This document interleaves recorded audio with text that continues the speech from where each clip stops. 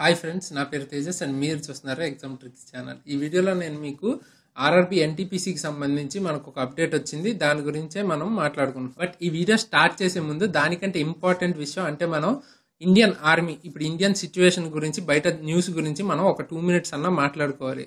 ఎందుకంటే ఒక Indian citizen గా దీని గురించి మనం రియాక్ట్ అవ్వకుండా ఉండలేని విషయం అనమాట ఇది.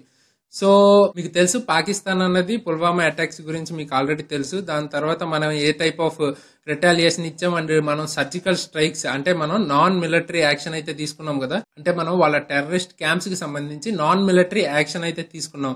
సో ఆ అటాక్స్ తో మనం ఇండియన్ ఆర్మీ పవర్ లో ఒక చిన్న టీజర్ లాంటిది మాత్రమే వాళ్ళకి చూపించాం.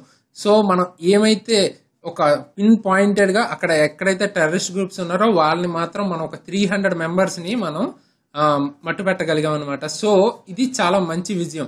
సో దీనికి మనకి చాలా హ్యాపీగా ఉన్నా.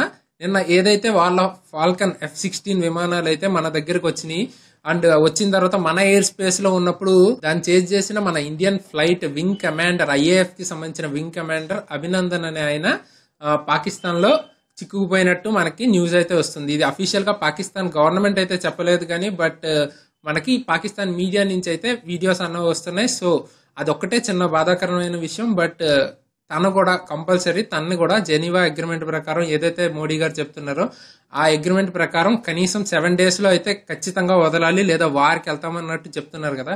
సో ఏ మాత్రం తప్పు లేదు. ఒక సోల్జర్ కంటే ఎవరు దేశానికి ఇంపార్టెంట్ కాదు. ఒక సోల్జర్ ని మనం ఖచ్చితంగా కాపాడుకోవాల్సి ఉంటుంది. సో ఇక్కడ మనకి మెయిన్ ఇంపార్టెంట్ ఏంటంటే ఒక సోల్జర్ మన కోసం తన ప్రాణాన్ని ఇవ్వడానికి సిద్ధమై వెళ్తాడు ఆర్మీకి. అలాంటిది ఒక సోల్జర్ కి ప్రాబ్లం వచ్చినప్పుడు ఖచ్చితంగా మన దేశం అంతా అతనికి సపోర్ట్ గా ఉండాలి.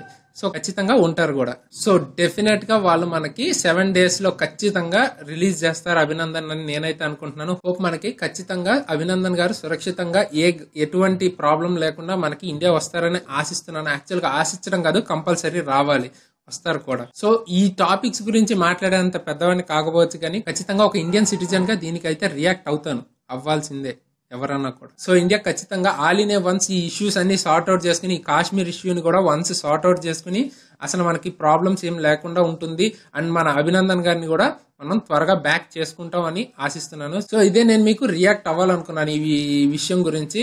సో నేనేం మాట్లాడుతున్నాను అన్నది నాకు సెన్సెస్ కూడా లేదు, ఎందుకంటే నేను ఇండియా గురించి మాట్లాడుతున్నప్పుడు కాన్షియస్ గా ప్రిపేర్డ్ గా మాట్లాడటం కుదరదు.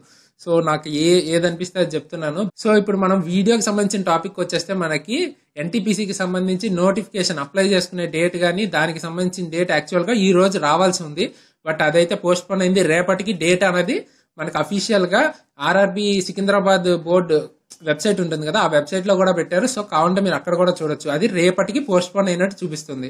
సో దీనికి కారణాలు అయితే అక్కడ మెన్షన్ చేయలేదు కానీ మోస్ట్లీ ఈ రోజు మనకి గ్రూప్ డి రిజల్ట్స్ రావడానికి ఎక్కువ ఛాన్సెస్ ఉన్నాయి కాబట్టి సర్వర్ లోడ్ అనేది పెరగకుండా చేసుంటారని ఎక్కువ మంది అనుకుంటున్నారు. అండ్ ఈ వీడియోకి వచ్చేసరికి నేను లైక్స్, షేర్స్ ఇట్లాంటి సిల్లీ థింగ్స్ మాట్లాడాలనుకోవట్లేదు, ఎందుకంటే ఇండియా గురించి మాట్లాడే అంత పెద్ద టాపిక్ విషయంలో ఇలాంటి చిన్న చిన్న విషయాలని నేను పట్టించుకోను. సో ఈ వీడియోకి ఇంతకేసి ఇలాంటి మంచి మంచి వీడియోస్తో మీ ముందుకు మళ్ళీ వస్తాను. అంతవరకు సైనింగ్ ఆఫ్. భారత్ మాతాకి జై.